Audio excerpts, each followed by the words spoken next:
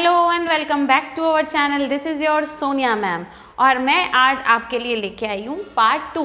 किसका? अकाउंट्स का। जैसा कि मैंने आपको एक न्यूज़ दी थी कि हम 11th का अकाउंट्स बीएसटी और इकोनॉमिक्स स्टार्ट कर रहे हैं। सो मैंने अपने पिछले वीडियो में अकाउंटिंग के बारे में आपको एक छोटा सा ब्रीफ इंट्रोडक्शन दिया था, जिसके ऊपर आपके साथ मैंने उसको डेफिनेशंस के साथ लेके आई। डेफिनेशन में क्या था?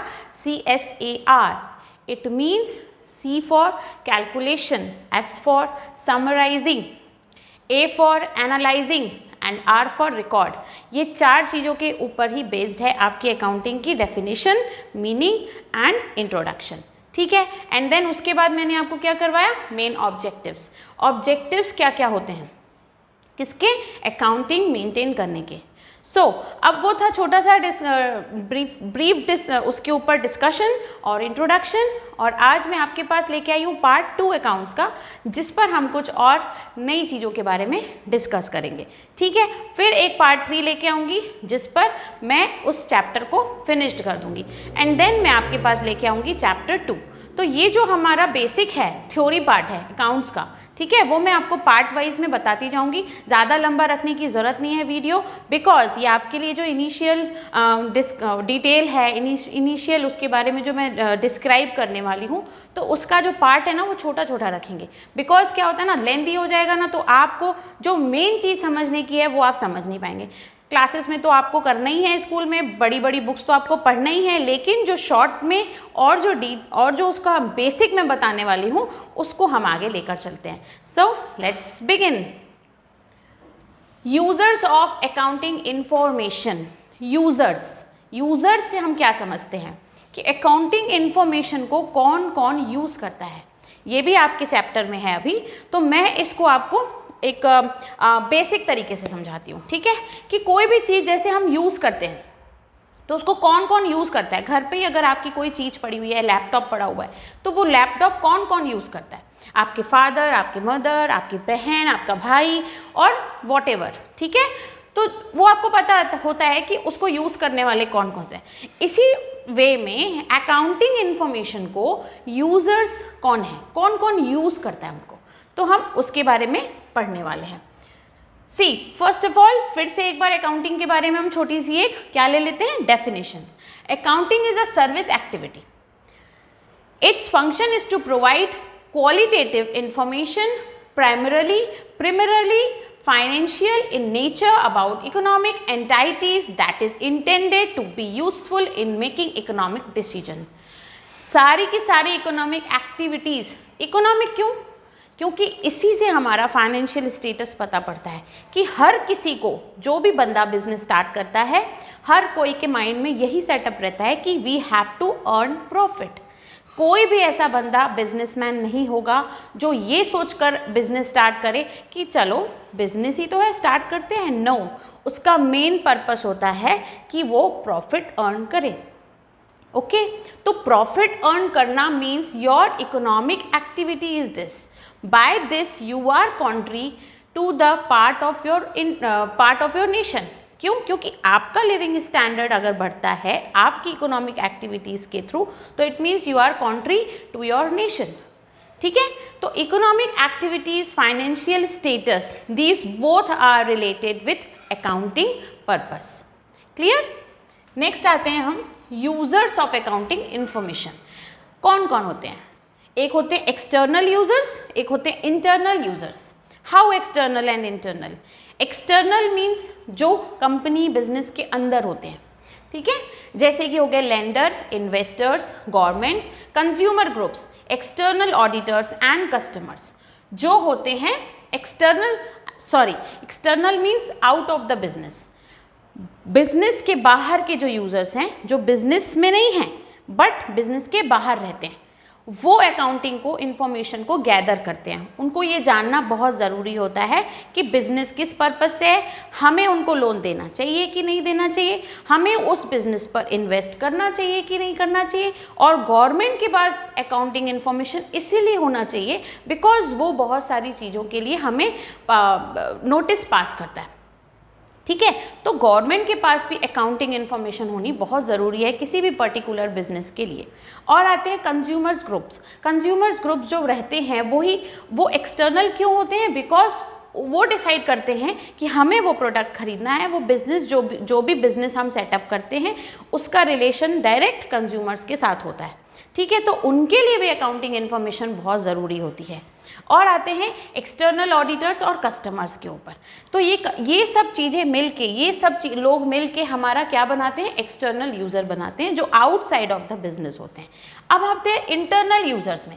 इंटरनल यूज़र जो बिजनेस के अंदर रहते हैं और जो गैदर करते हैं इंफॉर्मेशन और जिसके बेसिस पे वो अपना एनालिसिस करते हैं। किस बेसिस पे? कि during the year what we have earn और व्हाट वी हैव लॉस, ठीक है। हमने क्या बिजनेस में कमाया साल भर, हमने क्या बिजनेस में लॉस किया साल भर। क्योंकि फाइनेंशियल स्टेटमेंट का मतलब ही यही है बेटा कि आपको अपना बिजनेस का पूरा जो लेखा जोखा है वो एंड ऑफ द ईयर आपको पता पड़ता है। During that period you are preparing lots of books to keep and maintain the records. और वो रिकॉर्ड्स होते हैं particular date wise, ledger folio, ये मैं आगे धीरे धीरे आपको बताऊंगी फॉर्मेट बताने के बाद, ठीक है। लेकिन आपके माइंड में ये सेटअप होना चाहिए कि अकाउंटिंग बनाने का मेन पर्पस होता है कि हम जितने भी ट्रांजैक्शन करते हैं उसका एक रिकॉर्ड बनाते हैं। रिकॉर्ड एक प्रॉपर डेट वाइज होता है और उसके ऊपर एनालिसिस होता है इस चीज़ का कि इस रिकॉर्ड से, इस ट्रांजैक्शन से हमारा जो फाइनेंशियल स्टेटमेंट बनता है उस पर क्या इम्पैक्ट होता है। ओके, तो इसमें आते हैं managers, officers, internal auditors, sales staff, employees and owners. Internal users ये होते हैं जो मैनेजर्स होते हैं, बिजनेस को मैनेज करने में हेल्पफुल करते हैं कि कौन से डिपार्टमेंट में कौन सा एम्प्लॉय बैठेगा, किस बंदे के ऊपर कौन सा वर्कलोड रहेगा और किस बंदे को कौन सा डिपार्टमेंट हैंडल करना है। ओके, और ऑफिसर्स तो पता ही है आपको, है ना, सारे अपने बिजनेस से रिलेटेड अपने अपने सेक्शंस में ऑफिसर्स होते हैं। सेल्स स्टाफ जो सेलिंग मार्केटिंग पर्पस में रहते हैं और उनको सेल्स डिपार्टमेंट दिया जाता है कि आपको ये चीज़ सेल आउट करनी है, ये चीज़ सेल आउट करनी है, ये चीज़ सेल आउट करनी है, ठीक है। तो उनका एक अपना हेड रहता है। और आते हैं एम्प्लॉयज़, तो जितने वर्कर्स, जितने भी एम्प्लॉयज़ काम करते हैं बिजनेस के अंदर, जितना भी हम बिजनेस बनाए हैं, बिजनेस के अंदर जितने भी एम्प्लॉयज़ वर्क करते हैं उनको भी बहुत ज़रूरी रहता है कि आप इंफॉर्मेशन रखो। Accounting information is very must for internal users also. Clear? Next हम आते हैं कि यूज़र्स ऑफ एक्सटर्नल यूज़र्स का काम क्या क्या होता है। Financial accounting provides external user with financial statements, that means shareholders, lenders, etc. अब फाइनेंशियल अकाउंटिंग इंफॉर्मेशन उनको कैसे हेल्पफुल रहती है कि वो इसी पर्पज से हमारे बिजनेस के शेयर होल्डर बनते हैं और लेंडर बनते हैं, ठीक है। लेंडर मीन्स वो हमको लोन प्रोवाइड करते हैं, क्लियर। शेयर होल्डर मीन्स वो कंपनी के शेयर्स लेते हैं और बिजनेस को और कंपनी को एक सपोर्ट देते हैं, ठीक है। तो ये दोनों टर्म्स आपको बहुत जाननी ज़रूरी है कि उनको फाइनेंशियल अकाउंटिंग प्रोवाइड्स करना इसीलिए ज़रूरी है because they are our shareholders and lenders. इसी तरह से इंटरनल यूजर्स के लिए managerial accounting provides information needs for internal decision makers, officers और मैनेजर्स को लेकर, ठीक है। उनके लिए इंफॉर्मेशन बहुत ज़रूरी होती है जानना, क्योंकि उसी पर्पस पे, उसी फाइनेंशियल स्टेटमेंट के थ्रू वो डिसीजन मेकिंग करते हैं कि क्या हम राइट वे में जा रहे हैं, कहीं हमसे कोई गलती तो नहीं हो रही है, what we have to improve to increase our business profit, ठीक है। तो ये दोनों ही टर्म्स आपके लिए बहुत इंपॉर्टेंट है जानना। नेक्स्ट आते हैं हम एम्प्लॉयज़ के बारे में जानते हैं। अब यूज़र्स हमने यूज़र्स के बारे में बात कर रहे हैं, तो यूज़र्स जो होते हैं वो एम्प्लॉयज़ भी होते हैं। तो एम्प्लॉयज़ क्या हैं? Employees are entitle to bonus at the end of the year, entitle for the bonus of the end of the year. मान लो हमारा बिजनेस निकल रहा है, तो जितना भी हमारा प्रॉफिट निकल रहा है, तो प्रॉफिट के साथ साथ उनको तो सैलरी तो मिलती है। सैलरी के अलावा what they need bonus in the sense if कोई क्या आ रहा है, फेस्टिवल आ रहा है, लाइक दिवाली हो गई, बड़ा न्यू ईयर हो गया, या इतना बड़ा कोई खास फेस्टिवल आ जाता है, तो एम्प्लॉयज़ को वो चीज़ में उनको बोनस मिलना चाहिए, ठीक है, उनका ये हक है। तो वो मिल रहा है, which is link the profit earn by an enterprise, therefore the employees are interested in financial statement. Employees financial statements में अपनी इंटरेस्ट क्यों दिखाते हैं? ताकि अगर फाइनेंशियल स्टेटमेंट के थ्रू अगर ओनर प्रॉफिट अर्न करता है तो उस प्रॉफिट के पार्ट में से एम्प्लॉयज को बोनस भी मिलता है। So that this is the reason why employees get very interest in financial statements. ठीक है, नेक्स्ट है इसका, does the financial statement also reflect whether the enterprise has deposited its due into the provident fund and employees state insurance etc. अब आप इस accounting term में, अभी इसके बाद मैं आपको अकाउंटिंग टर्म समझाने वाली हूँ। अकाउंटिंग टर्म्स में आपका आता है employees provident fund, that is EPF। ये जो होता है एम्प्लॉय प्रोविडेंट फंड, ये किस लिए बनता है? ये एम्प्लॉयज के लिए फंड तैयार किया जाता है at the end of the year और ड्यूरिंग द ईयर। उस समय एम्प्लॉयज को फंड देना जब उनको ज़रूरत पड़े। तो वो प्रॉफिट में से ही ओनर साइड करता है, एक फंड बनाता है जिसमें से at the end of the year या during of the year employees को इफ़ हमको फंड पे करना पड़े, वो पर्टिकुलर पैसा जो फंड होता है वो सिर्फ एम्प्लॉयज़ के लिए ही यूज़ होता है। वो हमारे लिए एक स्टोर होता है, पैसों का एक स्टोर रखते हैं हम, ताकि हमको उस टाइम पे हमारे बिजनेस के प्रॉफिट को छेड़ना ना पड़े, तो उसी फंड में से उन एम्प्लॉयज़ को फंड जाता है। ठीक है, तो ये इंश्योरेंस भी कहलाता है, उनके इंश्योरेंस के लिए भी काम आता है और उनके लिए एक फंड भी रहता है। तो अब इसके लिए फंड के हमने जो फंड लगाया उस पर्पज से अब एम्प्लॉयज़ क्या करते हैं? Employees will therefore look for information. अब एम्प्लॉयज़ को प्रॉफिट हो रहा है, एम्प्लॉयज़ को बोनस मिल रहा है, तो उसके पर्पस में on that behalf what employees will do for gathering the information और to increase the profit of the business. अब उनका क्या रोल हो जाता है? Revenue and profit growth. वो रेवेन्यू क्या होता है मालूम है आपको? When you are selling, revenue होता है आपका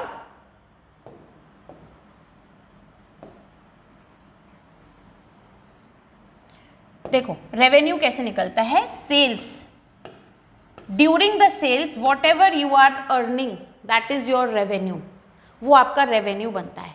सेल्स के बाद आपको जो पैसा मिलता है वो आपका रेवेन्यू होता है और प्रॉफिट ग्रोथ होती है इससे। ठीक है, level of investment in the business, business का वो लेवल देखता है एम्प्लॉय कि किस तरह से हमारा बिजनेस ग्रोथ कर रहा है। अगर बिजनेस ग्रोथ कर रहा है फिर प्रॉफिट अर्निंग हो रही है, प्रॉफिट अर्निंग हो रही है तो प्रोविडेंट फंड बनते जा रहा है, प्रोविडेंट फंड बन रहा है तो वो एम्प्लॉयज़ को मिल रहा है। ठीक है, तो ये inter related with each other. Overall employment data means number of employed wages and salary cost. अब वो उस पर भी वर्क करता है कि कितने एम्प्लॉय हैं, कितने वेजेस जा रहे हैं हमारे डेली बेसिस पर, कितनी सैलरीज पे हो रही हैं, और उसके बाद अब कितना पैसा बच रहा है जो डायरेक्ट जाता है एम्प्लॉयमेंट फंड में।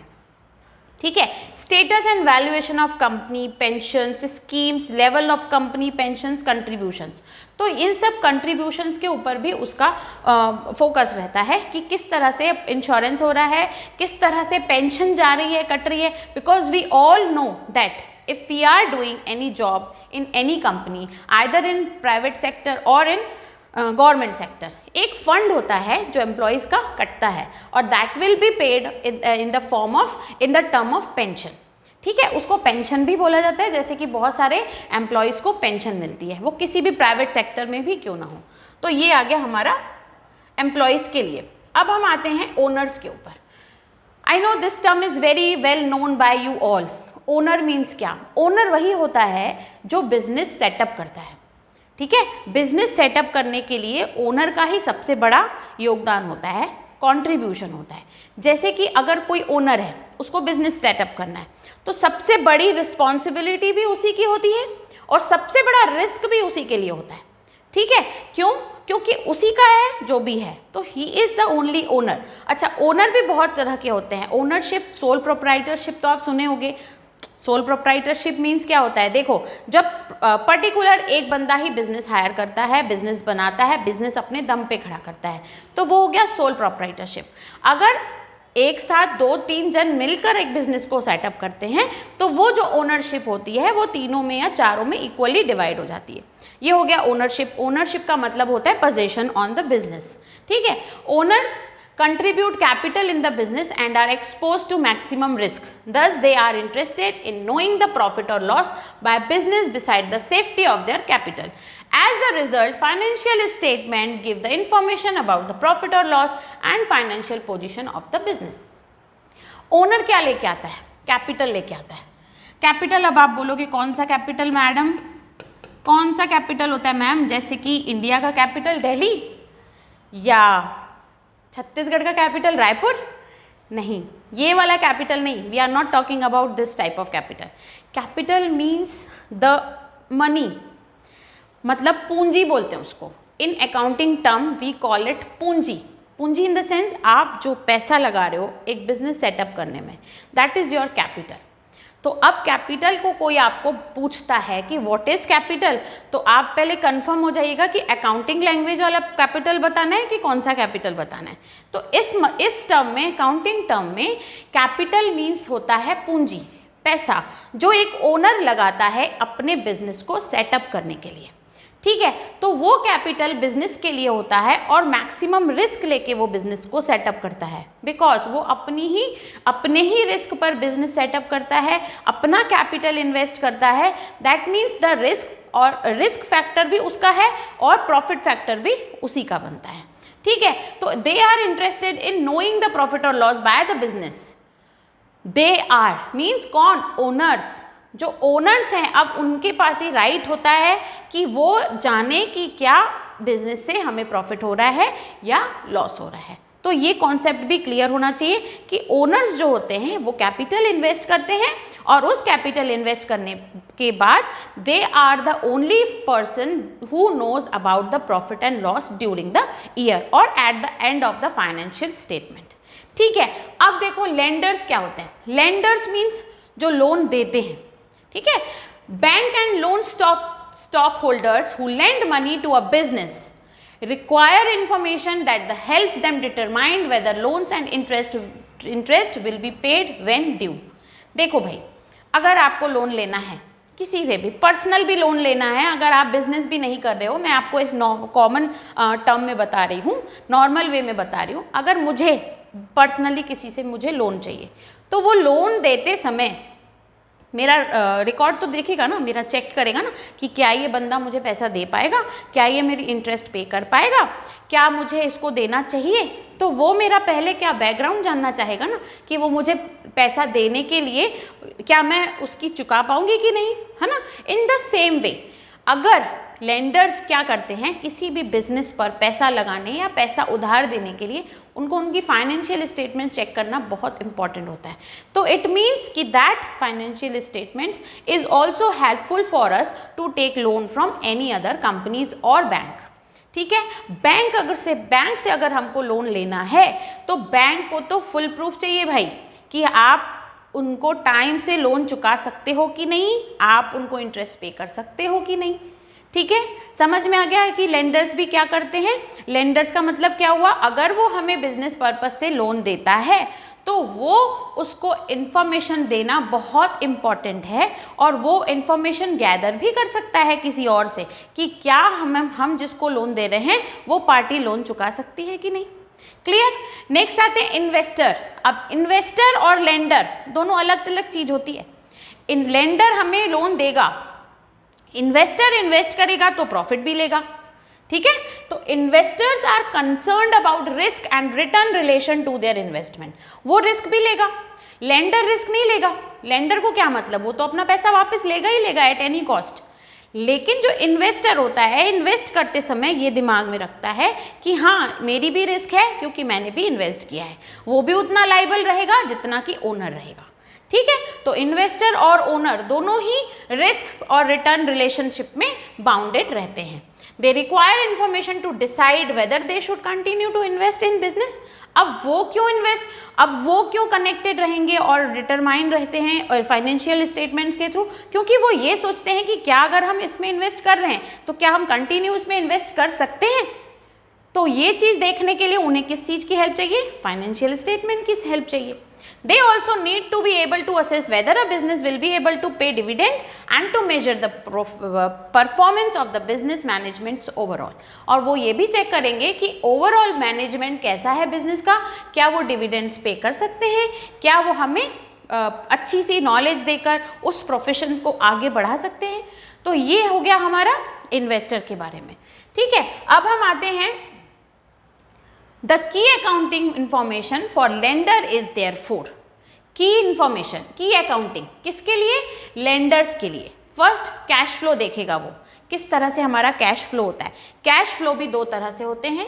कैश फ्लो तो होता है, एक होता है आउटफ्लो, एक होता है इनफ्लो. ठीक है, आउटफ्लो और इनफ्लो में क्या अंतर होता है? आउटफ्लो मतलब ड्यूरिंग द बिजनेस हमने कितना पैसा दिया, है ना, कितना परचेस किया, किस किस को पैसा हमने दिया, सैलरी में दिया, वेजेस में दिया, एक्सपेंसेस किए, क्या क्या एक्सपेंसेस किए, उन सब चीज़ों का एक आउटफ्लो रहता है. तो कैश फ्लो में दो चीज़ें होती हैं. एक कैश आउटफ्लो होता है, मतलब जाता है. एक कैश इनफ्लो होता है. Inflow in the sense business में पैसा आता है. अगर आप कोई चीज़ सेल कर रहे हो तो बिजनेस में पैसा आया, अगर आप कुछ परचेस कर रहे हो तो बिजनेस से पैसा गया. तो ये कैश फ्लो जो होता है वो आउटफ्लो और इनफ्लो आपको बताता है. ठीक है, इसमें आता है security of assets against which the lending may be secured. Investment requirement in the business. Business में इन्वेस्टमेंट की भी बहुत ज़्यादा ज़रूरत होती है, एंड होती ही है, ऑफकोर्स होती है, क्योंकि जब आप इन्वेस्ट करते हो तभी आपको पता पड़ता है कि ओवरऑल आपका एंड ऑफ द ईयर क्या प्रॉफिट हो रहा है और क्या लॉस हो रहा है. Without any investment there is no business, without any risk there is also no growth. तो if you are taking risk then only you are knowing that you are growing or not. अगर आप risk नहीं लेते हैं तो आपको पता कैसे पड़ेगा कि आप बढ़ रहे हैं कि घट रहे हैं. ठीक है, तो रिस्क लेना भी बहुत ज़रूरी होता है. The key accounting information for an investor. अब इन्वेस्टर के लिए क्या है की इन्फॉर्मेशन होती है कि information about growth, sales and volumes. अब उनके लिए ज़रूरी होता है कि उनको ये इन्फॉर्मेशन मिले कि बिजनेस का ग्रोथ हो रहा है, हम इन्वेस्ट कर रहे हैं तो. ठीक है, उनकी सेल्स बढ़ रही है, हम इन्वेस्ट कर रहे हैं तो. क्लियर. प्रॉफिटेबल, प्रॉफिट आ रहा है, बिजनेस में प्रॉफिट हो रहा है, ये उनके लिए इन्फॉर्मेशन जानना बहुत ज़रूरी होती है. इन्वेस्टमेंट मतलब असेट्स भी आप इन्वेस्ट कर सकते हैं. असेट मतलब क्या होता है? असेट मतलब आपकी कोई पर्सनल प्रॉपर्टी. ठीक है, अब वो प्रॉपर्टी आपकी ऐसी होती है कि यू हैव टू बाय, मतलब एक बार ही परचेस करनी पड़ती है, उसको आपको बार बार परचेस करने की ज़रूरत नहीं पड़ती है.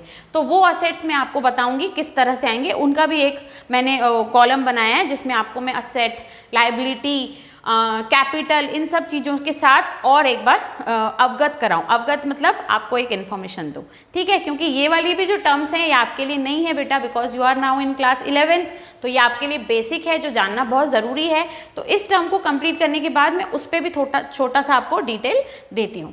ठीक है, कंपैरेटिव इन्फॉर्मेशन ऑफ कॉम्पिटिटर्स. अब एक बिजनेस में अगर मैन है तो ऑफकोर्स उसके बहुत सारे कॉम्पिटिटर्स होते हैं. मार्केट में आप जाइए, कोई भी एक दुकान ले लीजिए, छोटा सा एग्जाम्पल दे रही हूँ.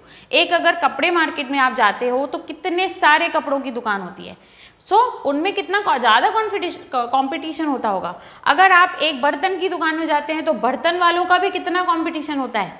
तो ऐसे ही कोई आप बिजनेस सेटअप करते हो तो एक ही तो बिजनेसमैन नहीं होता होगा, उसी के जितने मार्केट में कितने सारे बिजनेसमैन होते होंगे जिनमें टफ कंपटीशन होती होगी. तो why the investor invest on that particular business. तो उसके लिए भी तो उस इन्वेस्टर को प्रिपेयर होना पड़ता होगा ना कि मुझे अगर इस बिजनेस में इन्वेस्ट करना है, why I am not investing in this, because आपका प्रॉफिट जहाँ पे ज़्यादा होगा इन्वेस्टर आपको उतना इन्वेस्ट करके देगा. ठीक है, तो ये जो इन्वेस्टर का रोल होता है तो उसके लिए भी बहुत ज़रूरी होता है कि कंपटीशन मार्केट में कहाँ पे ज़बरदस्त है और कौन से बिजनेस में ज़्यादा ग्रोथ है. तो ये उसके लिए की अकाउंटिंग की इन्फॉर्मेशन हो जाती है. ठीक है, अब हम आते हैं क्रेडिटर्स के ऊपर. सबसे बड़ा रोल क्रेडिटर्स भी जो मैं अभी इसमें समझा रही हूँ, लेकिन जब मैं आपको एक पर्टिकुलर समझाने वाली हूँ ना, उसका जो फॉर्मेट बताने वाली हूँ अकाउंटिंग इन्फॉर्मेशन का, अकाउंटिंग का, तब आप बहुत अच्छे से समझ जाएंगे. अभी मैं इसके क्रेडिटर के बारे में आप समझ लीजिए कि क्या होते हैं क्रेडिटर्स. अच्छा, क्रेडिटर्स और एक टर्म और है डेटर्स. ये होते हैं डेटर्स और ये होते हैं क्रेडिटर्स. ठीक है। अब आप बोलोगे मैम ये क्या होता है, डेटर्स क्या होते हैं, क्रेडिटर्स क्या होते हैं, हमने तो सुना नहीं है। मे भी सुना भी होगा बट आपको ध्यान नहीं होगा, बिकॉज अब आपका इन सब टर्म्स के साथ पूरा पाला पड़ने वाला है till when you are going to complete your BCom section. और अगर आपने 11th में अच्छे से समझ लिया तो आपके लिए 12th ईजी है, आपके लिए बीकॉम का भी सारा चीज़ ईजी हो जाता है। ठीक है, तो सबसे पहले आप ये समझिए कि अकाउंटिंग में, अकाउंटिंग टर्म्स में जो क्रेडिटर वर्ड है वेरी इंपॉर्टेंट। क्या होता है क्रेडिटर, देखिए suppliers and trade creditors requirement information that helps them understand the assess the short term liquidity of a business. Is the business able to pay short term डेब्ट when it falls due. Creditors मतलब होते हैं लेनदार। लेनदार मतलब हमसे जो पैसा लेने वाले हैं। ठीक है, मैंने जिससे पार्टी से पैसा काम करवाया, मेरा एक पार्टी है, मैंने उससे माल खरीदा। ठीक है, अब खरीदा है तो मुझे उसको पैसा देना पड़ेगा ना, तो मुझे जो पैसा देना पड़ेगा तो वो तो मेरा लेनदार हो गया, तो वो मेरा क्या बन गया, creditor. Creditor is a very big liability. Liability मुझे पे करना है, लाइबिलिटी मतलब जिसको मुझे पे करना है। ठीक है, ये कॉन्सेप्ट है आपका। तो जो क्रेडिटर होते हैं वो होते हैं हमारे लेनदार, जिन्हें हमें पैसा चुकाना ही है at the end of the year या during the year. During the year में आप चुकाओ नहीं चुकाओ doesn't matter, but at the end of the year it is very must कि फर्स्ट सबसे पहले आप अपने बिजनेस ट्रांजेक्शन में क्रेडिटर्स को पे कर रहे हो, क्योंकि क्रेडिटर्स को तो पैसा आपको एनी हाउ देना ही है, क्योंकि फिर नहीं तो अगले साल आपको फिर ज़रूरत पड़ेगी। तो हाउ कुड यू ट्रांजेक्शन, आप ट्रांजेक्शन करेंगे कैसे, without the help of creditors, क्योंकि सारे माल तो हम उधार में कैश में नहीं खरीद सकते, कुछ हम खरीदते हैं क्रेडिट्स में। जैसे हमको बिजनेस करना है, मेरे पास अभी 10,000 है, ठीक है, अब मैं 10,000 में और मुझे माल रखना है अपने बिजनेस में 50,000 का, तो व्हाट विल आई डू, मैं पूरा माल कैसे खरीदूंगी, मेरे पास तो 50,000 है नहीं। तो वो आपकी टर्म होती है खुद की पर्सनल, कि आप किसी से 2,000 का माल 2,000 दे रहे हो, उससे 10,000 का माल खरीद रहे हो, किसी और को 5,000 दे रहे हो तो आप उससे 20,000 का माल खरीद रहे हो। ये आप क्या करते हो, ये आप रोलिंग करते हो। सो जो क्रेडिट में हम माल परचेस करते हैं, अब क्रेडिट में आ गया तो क्रेडिटर हो गया। इस नाम से तो आप क्रेडिट से तो वाकिफ हैं ही कि क्रेडिट क्या होता है, कि जिसको आप उधारी में खरीदते हो। अब उधारी में खरीदते हो तो पैसा तो देना पड़ेगा ना भाई उसको वापस, at the end of the year ही दो, भले देना तो है। तो this term creditors is very important, because creditors भी उतने इंपॉर्टेंट होते हैं जितने डेटर्स होते हैं। अच्छा, डेटर्स क्या हो गया वो भी मैं आपको समझाती हूँ। ये दोनों ही चीज़ें समझने लायक हैं और बहुत इंपॉर्टेंट हैं, क्योंकि बच्चे इसमें बहुत कंफ्यूज होते हैं कि क्रेडिटर, डेटर, क्रेडिटर, डेटर ये क्या है। ये सब जब मैं आपको फिर से, अब इसमें जर्नल एंट्रीज में आऊँगी ना, मेरे इसके बाद वाले वीडियो में है, क्योंकि अभी मेरे को एक और पार्ट 3 करना है जिसमें मुझे और सारी टर्म्स आपको क्लियर करनी है। क्योंकि मैं अगर इकट्ठे एक साथ आपको सारी चीज़ें समझा दूंगी तो ये हौच पौच हो जाएगा आपके लिए।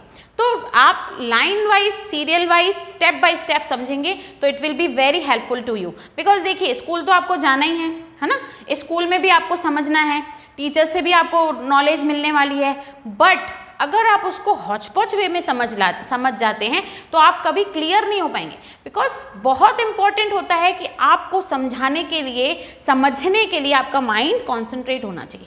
अगर आप कॉन्सेंट्रेट होकर एक एक टर्म को क्लियरली समझते हैं तो आपको कभी भी 11th में कोई प्रॉब्लम नहीं होगी। और जिस बच्चे ने 11th में सारी टर्म्स क्लियर कर ली तो 12th तो भैया एक नंबर ईजी हो जाता है, उसमें तो आपको कोई प्रॉब्लम होनी नहीं है। ठीक है, तो ये हो गया हमारा क्रेडिटर्स, जिसमें उसको ये समझना होता है कि क्या मैं उस बंदे को उधारी दूं, और उधारी दूं भी तो कितने समय के लिए दूं, क्या वो लिक्विडिटी मतलब मेरा पैसा डूब तो नहीं जाएगा, क्या मेरे बिजनेस में मेरा पैसा आने के पहले इसका बिजनेस डूब गया तो ये सब चीज़ों के लिए क्रेडिटर्स के पास भी अकाउंटिंग इंफॉर्मेशन होना बहुत ज़रूरी होता है। क्रेडिटर भी आपको आपके फाइनेंशियल स्टेटमेंट के थ्रू ही, उसके ऊपर डिपेंड होते हुए ही आपको क्रेडिट में कोई चीज़ देगा, या वो आपके बिजनेस का क्रेडिटर बनेगा जब उसको नॉलेज होगी इस चीज़ की कि हाँ भैया ये फाइनेंशियल स्टेटमेंट बढ़िया है और अब हम इसको उधार में माल दे सकते हैं। क्योंकि हर कोई आपके ऊपर जो पैसा खर्चा करेगा, इन्वेस्ट करेगा, या उधारी देगा या लोन देगा, it will all depend on your financial statement. Clear, समझ आया है ना। नहीं भी आता है तो नो प्रॉब्लम, मैं फिर से, आप मेरे से कोई भी डाउट पूछिए, मैं फिर आपको एक्सप्लेन कर दूंगी, नो वरीज। तो ये होता है शॉर्ट टर्म डेब्ट व्हेन इट फॉल्स ड्यू। अच्छा, कुछ अगर ड्यू हो गया, जैसे मैंने बिजनेस सेटअप किया, मैंने सोचा मेरा बढ़िया बिजनेस बहुत बढ़िया बनेगा, अब मैंने उधारी में मान लिया, अब 6-8 महीने के बाद मुझे क्या पता पड़ा कि यार मैं तो लॉस में जा रही हूँ, मेरा तो बिजनेस ग्रो नहीं कर रहा है। तो वो जो मेरा लेनदार है, जो मेरा क्रेडिटर है, वो थोड़ी इस चीज़ को देखेगा, वो तो ये सोचेगा ना कि मेरा पैसा डूब गया, मुझे पैसा मिलेगा कि नहीं मिलेगा, कि फॉल्स ड्यू, खत्म हो गया, मेरा पैसा ही नहीं मिलेगा। हमने क्रेडिटर के बारे में भी समझ लिया। अब creditor will therefore be looking for the information. अब उसको क्यों इन्फॉर्मेशन चाहिए इस सब चीज़ों की, अकाउंटिंग इन्फॉर्मेशन, जैसे हमने इन्वेस्टर की भी इन्फॉर्मेशन के लिए बात की, तो अब उसको चाहिए कि वो भी कैश फ्लो देखेगा कि किस तरह से कैश बिजनेस में आ रहा है, जा रहा है, आ रहा है, जा रहा है, उस चीज़ की इन्फॉर्मेशन भी उसको बहुत ज़रूरी है, क्योंकि भाई वो लेनदार है हमारा, वो हमको पैसा देता है, ऋण देता है हमको, उधारी देता है हमको, ठीक है। और वो मैनेजमेंट ऑफ वर्किंग कैपिटल भी देखेगा कि जो कैपिटल बंदा लगा रहा है ओनर, तो उसका मैनेजमेंट कैसा है, वो अपनी पूंजी को किस तरह से यूज़ करता है, किस वे में यूज़ करता है, उससे प्रॉफिट अर्न हो रहा है कि नहीं हो रहा है, कि लॉस हो रहा है, तभी तो वो हमारा बिजनेस का फाइनेंशियल स्टेटमेंट देखते हुए ही हमको उधारी देता है ना, हमको ऋण देता है, क्लियर। और फिर देखता है वो पेमेंट पॉलिसी की, किस तरह से वो क्रेडिटर्स को पे करेगा, किस तरह से वो बिजनेस अपने क्रेडिटर्स को पे करेगा। तो ये भी उन 3 बहुत मेन चीज़ें हैं जिनके बारे में creditors will therefore be looking for the information on, ठीक है, ये समझ में आ गया। तो ये जो हमने छोटी छोटी चीज़ें अभी हमने देखी, वो बहुत इंपॉर्टेंट चीज़ें थी जिसको आपको रिकॉल करना है। आपके चैप्टर में हर एक चीज़ दी हुई है, वो अपनी भाषा में दी हुई है, क्योंकि उसको आप पढ़ोगे तो आप ऐसे हो जाओगे, पढ़ ही रहे हैं। लेकिन अगर आप उसको समझोगे, इस वीडियो को देखने के बाद फिर से उस अपने चैप्टर को रीड आउट करोगे, देन यू विल नो कि हाँ अब मुझे समझ में क्लियर आ गया। नहीं, आप स्कूल में भी इंफॉर्मेशन हो, सब टीचर्स आपको भी बहुत नॉलेज देंगी, बिकॉज अभी आपका क्या है, प्राइमरी स्टेप है in 11th class to know about accounting. तो आपके लिए सारी चीज़ें न्यू हैं, और उस न्यू चीज़ में आपके पास जितनी भी टर्म्स आती है अकाउंटिंग की, तो we are there, no worries. आपको जो पूछना है, जिस टॉपिक में पूछना है, मैं आपके पास time to time, day by day नए नए वीडियोस शेयर करती रहूँगी।